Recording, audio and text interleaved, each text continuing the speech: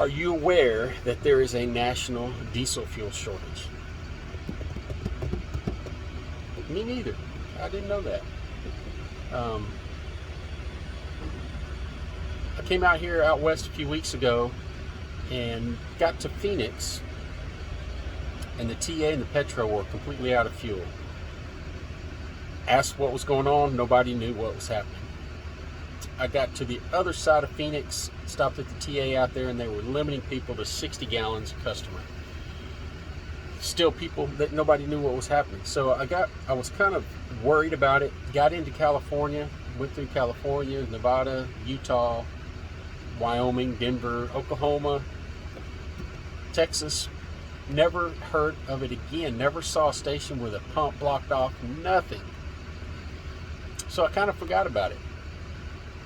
Fast forward till today, I got to New Mexico, stopped at the Petro, actually last night stopped, and they were almost out of fuel. They had one lane open. So I wanted to know what was going on. I walked inside. Nobody had a clue. One guy that worked there said, has something to do with a supplier.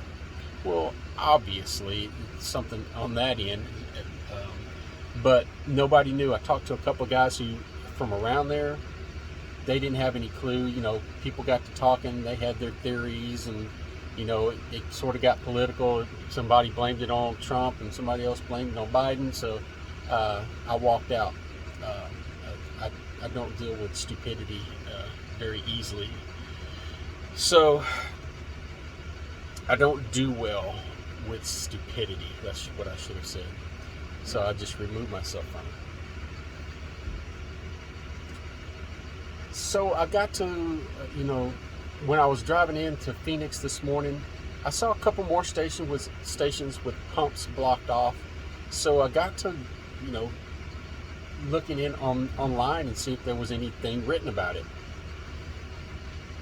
Last time there was nothing when I searched online. This time there was about 4 articles, and all of them were theorizing.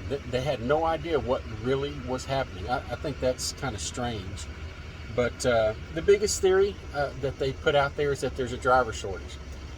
Everybody knows that there's a driver shortage, but that's across the industry.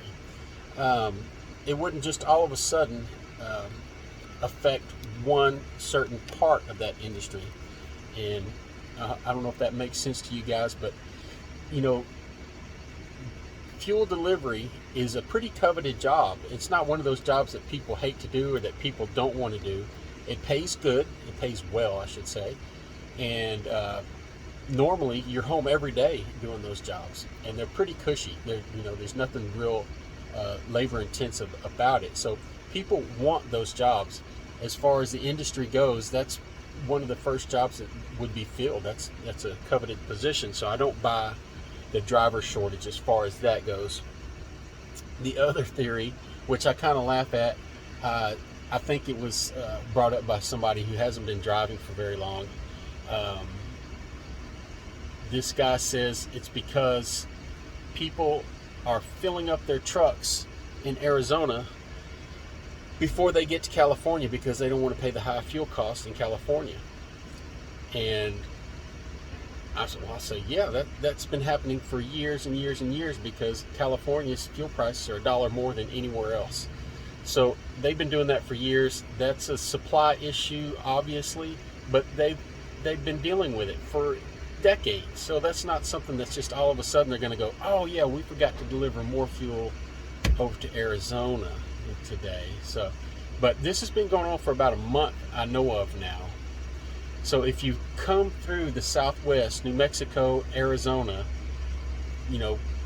fill up as often as possible, because you never know. You get here empty, you might be limited to 60 gallons, or might not even get any. So, my theory, it really doesn't make sense, but the only thing I can come up with is I know that there have been container ships sitting off the coast of California for months. There's a huge backup. I mean, it's something that's hardly ever happened before.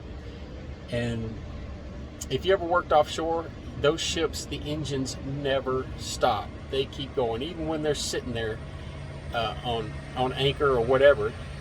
The engines are still going, so they're using diesel all the time. And you know, these ships come over here, they weren't expecting to be here this long.